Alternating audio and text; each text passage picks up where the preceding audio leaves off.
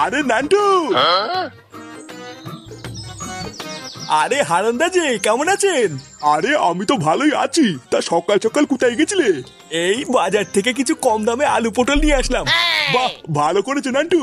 তা কয়দিন ধরে তুমি সন্ধ্যাবেলায় তাসের আড্ডায় আসছো না কেন? খুব ব্যস্ত নাকি? হ্যাঁ, তাই একটু বলতে পারেন। আসলে ছেলে বৌমাকে নিয়ে শ্বশুর বাড়ি গেছে তো, তাই একা হাতে সবকিছু করতে করতে আর সময় হয়ে উঠছে না। ও আচ্ছা আচ্ছা, বুঝেছি। সময় পেলে সন্ধ্যাবেলা এক পাক এসো, তোমাকে ছাড়া ঠিক তাসের আড্ডাটা জমে না। আচ্ছা ঠিক আছে, সময় পেলে যাব।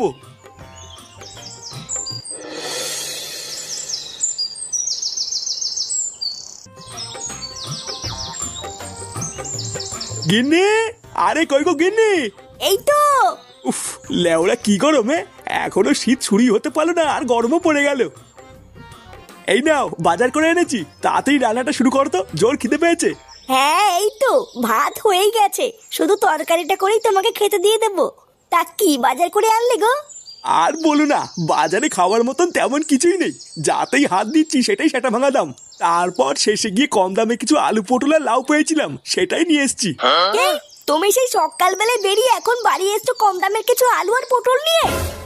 হ্যাঁ, এই মানে গিন্নি, বাজারে এর থেকে কম দামে আর কিছু ছিল না গো। তোমার ওই কম দামের আলু আর পটল নিয়ে কি তোমার বাপের শ্রাদ্ধ দেবো নাকি?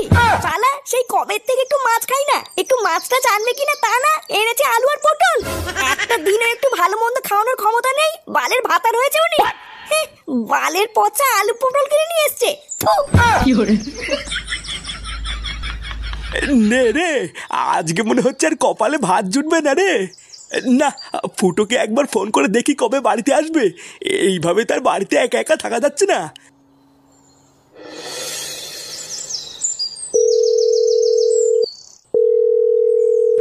হ্যালো, কে ফুটো? হ্যাঁ কি হয়েছে? বলছি যে কেমন আছিস বাবা? বৌমা দাদু ভাই সব ভালো আছে তো? হ্যাঁ সবাই ভালো আছে, শুধু ভুদার বাল আমি ভালো নেই। দাদু কেমন আছো? আরে ধর ভুদা শত তুই না, একটু দাদুর সাথে কথা বলবো আর মনে সেটা ধরে যাচ্ছে। কি বললি চুদির ভাই, দেখবি? হ্যাঁ বলো, ফোন করেছে কেন? ইয়ে মানে বলছি যে বাবা, তোরা বাড়ি কবে আসবি? এই কালকে সকালে যাব। কেন, কিছু হয়েছে নাকি? ইয়ে মানে কি আর বলবো, দুঃখের কথা। এইদিকে এই রাক্ষসী আমাকে দিনরাত জ্বালিয়ে মারছে রে, দুটো খেতে পর্যন্ত দিচ্ছে না, জানিস? কি আর খতম। কি হয়েছে শালা ঢ্যামড়া ভাতার, তুমি রাক্ষসী কাকে বললে? এই না না, তোমাকে কেন বলবো? ফুটা, ফুটা আমাকে বাঁচা। এই গার মেরেছে। কি হলো দাদু, কথা বললেন না? আর কথা লেওরা, তাতেই মার কাছে গিয়ে যাবেন গুছোতে, আমাদের বাড়ি ফিরতে হবে। কি গো, তোমাকে কখন থেকে ডাকছি না? না, এই বালের মাগিটা হয়েছে আরেক জেলা, একটু শান্তিতে থাকতেও দেবে না। না না, এখনো যদি ওই রকম করে তাহলে সংসারটা চলবে কি করে? আমি তো তোকে অনেক আগেই বলেছিলাম রে মা, ওইসব বালের সংসার ছেড়ে তুই আমার কাছে চলে আয়। আমার তো এখন লোকের কাছে বলতেও লজ্জা লাগে যে তোকে আমি কোন বাড়িতে বিয়ে দিয়েছি। হ্যাঁ কি হয়েছে, ডাকছো কেন? এই যে বাপি, ও এসেছে, এবার যা বলার তুমি বলো। না না জামাই, এইগুলো আমি কি শুনছি? তুমি নাকি কোনো কাজ বাজ করো না, সারাদিন নাকি টোটো করে ঘুরে বেড়াও। না মানে আসলে কোনো ভালো কাজ পাই না তো, তাই কি যে করবো কিছুই বুঝি না। মানে ভালো কাজ পেলেই করবো। তা তুমি ভালো কাজটা কবে পাবে শুনি? আমি কি আমার মেয়েকে তোমার কাছে বিয়ে দিয়ে ভুল করেছি? আমার তো এখন লোকের কাছে বলতেও লজ্জা লাগে যে আমার জামাই বেকার। জানো বাপি, ও এখন ওর বাবার কাছ থেকে 10 টাকা চেয়ে খায়। আমার তো এখনো এটাই ভেবে খুব লজ্জা লাগে যে আমার স্বামী এখনো আমার শ্বশুরের টাকায় চলে। মাগি, অতই যখন লজ্জা লাগে তখন ওই বাড়িতে থাকিস কেন? চলে আসতে পারিস না? ভোদার বাল, তুই তোর বাপের বাড়িতে আমাকে ডেকে এনে তোর বাপের কানে ফুসমন্ত দিচ্ছিস? হ্যাঁ এই কি জামাই, তোমার তো সাহস কম না? তুমি আমার সামনে আমার মেয়েকে গালি দিচ্ছ? কোনো চাল নেই চুলো নেই, তোমার এত বড় আসপর্দা হয় কি করে? এই দেখুন বাড়া, আপনি বেশি মারাবেন না, ঠিক আছে? লেওরা আমার চাল চুলো নেই সবই তো আগের থেকেই জানতেন, তাহলে আপনার এই বালের মেয়েকে আমার ঘরে ঝুলি দিলেন কেন? জামাই, তুমি যদি আরেকবার বাজে কথা বলো, এই ঘর থেকে কিন্তু ধাক্কা মেরে তোমাকে বের করে দেবো। আরে লেওরা, আপনি কি বের করবেন? কাল সকাল হলে আমি নিজেই চলে যাবো। আর দাঁড়া মাগি, তোর ওই বাড়ির হাড়ির খবর এই বাড়িতে এনে দেবো, তোর ব্যবস্থা করছি। একবার ওই বাড়িতে চ।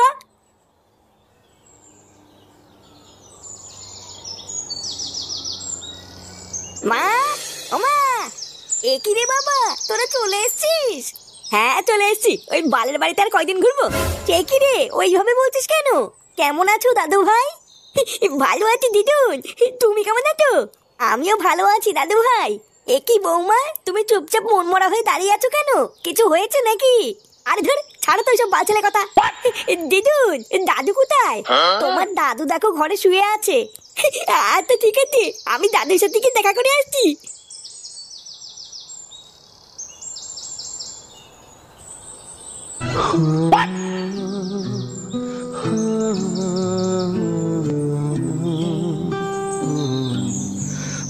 এই দাদু। কেন? এই মেলেছে। দাদু তোমার কি হয়েছে? ও দাদু ভাই, তোমরা চলে এসছো? হ্যাঁ, চলে তো এসেছি, কিন্তু তোমার মাথায় কি হয়েছে? ও কিছু না দাদু ভাই, কালকে কলপারে পড়ে গেছিলাম তো, তাই মাথায় একটু লেগেছে। এই গাল মেলেছে, তোমার নিচে কোথাও লাগেনি তো? না না দাদু ভাই, নিচে কোথাও লাগেনি, যা লেগেছে ওপরে লেগেছে। তুমি ভালো আছো তো? কখন আসলে? এই তো কেমনই আসলাম। এ ফাটা, তুই এখন এখান থেকে যা, দাদুর সাথে আমার কথা আছে। নে, একটু দাদুর সাথে কথা বলছি, আরে তুই না চলে এসছে।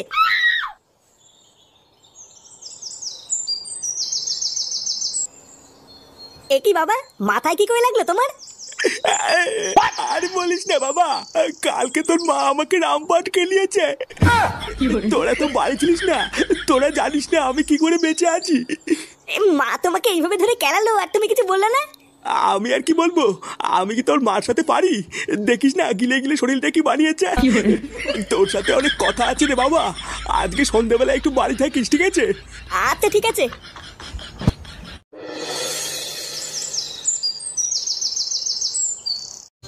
এইসব তুই কি বলছিস রে ফুটো? তোর মা তোর বাপকে কেলিয়ে চোখ মুখ কানা করে দিয়েছে? হ্যাঁ ভোদার বাল, তা নাই তো কি, আমি কি তোদের সাথে মজা করছি নাকি? লেওরা 2 দিনের জন্য শুধু একটু শ্বশুর বাড়ি গেছি, আর তোরা একটু আমার বাড়ি থেকে খবর আনিসনি, বুঝলা পল্টুদা? ওই জন্য আমি কালকে ফুটোর বাড়ির পাশ দিয়ে যাওয়ার সময় ঝামেলার আওয়াজ পাচ্ছিলাম, বুঝলা? আওয়াজ শুনে তো মনে হচ্ছিল ধূপধাপ কে যেন কাকে কেলাচ্ছে। আমি তো আর ভাবলাম কি না কি, ওই জন্য যাইনি। তা হঠাৎ তোর মা তোর বাপকে ধরে কেলালো কেন? তোর বাপকে কিছু করেছে নাকি? তা আমি কি করে বলবো, আমাকে তো এইসব কিছুই বলেনি। বাবা শুধু আমাকে বললো সন্ধ্যাবেলা একটু বাড়ি থাকতে, কি যেন একটা বলবে। আমার মনে হচ্ছে তোর বাবা আজকে থেকে সবকিছু খুলে বলবে রে, এ কি করে চোদনটা খেয়েছিল। তুই এক কাজ কর বুঝলি, আজকে সন্ধ্যাবেলায় তুই বাড়িতেই থাক, তারপর কাকু কি বলে সেটা শোন, শুনে আমাদেরকে কাল সকালে জানা। হ্যাঁ, আমিও ওটাই ভাবছি।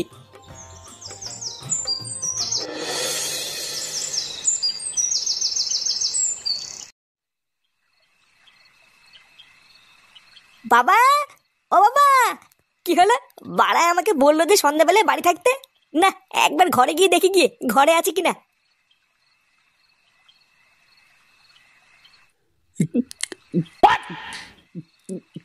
এ কি বাবা, তুমি মদ খাচ্ছ? কেডা? ও ফুটো, আয় আয় এদিকে আয়। তুমি ঘরের ভিতরে মদ খাচ্ছ কেন? লেওরা মা দেখলে কিন্তু সেটা ভাঙবে। আরে ধুর বাড়া, তোর মাকে কি আমি ভয় পাই নাকি? লেওরা এটা আমার বাড়ি, আমার বাড়িতে আমি মদ খাবো না পুঙা মারবো সেটা আমি বুঝবো। শোন, আমি তোকে যে কথাটা বলবো বলে ডেকেছিলাম। হ্যাঁ, কি কথা? ওটা শুনবো বলেই তো এসছি। বাড়া আমি অনেক ভেবে দেখলাম বুঝলি, এইভাবে আর বাঁচা যায় না, তাই আমি ঠিক করে নিয়েছি আজ রাতেই লেওরা তোর মাকে আমি ডিভোর্স দেবো। এই মেরেছে, এইসব তুমি কি বলছো? হ্যাঁ যা বলছি ঠিকই বলছি। শালা গারমানি মাগি নিজেকে কি মনে করে? হ্যাঁ বাড়া আমার খেয়ে গতর ফুলিয়ে আমাকেই মারে, ওর এত বড় সাহস। আর ভোদার বল এর একটা হেস্ত নেস্ত করেই ছাড়বো। কি রে, কি ভাবছিস? একদম চিন্তা করবি না বুঝলি, ওই মাগিটাকে ডিভোর্স দিয়ে আমরা বাপ বেটা মিলে রোজ এনজয় করবো। এনে ধর, এটা খা। এমা, কি যে বলো না, আমি কি এসব খাই নাকি? হ্যাঁ খায় না, লেওরা নাটক না মারিয়ে তোমার দাম মেরে দে।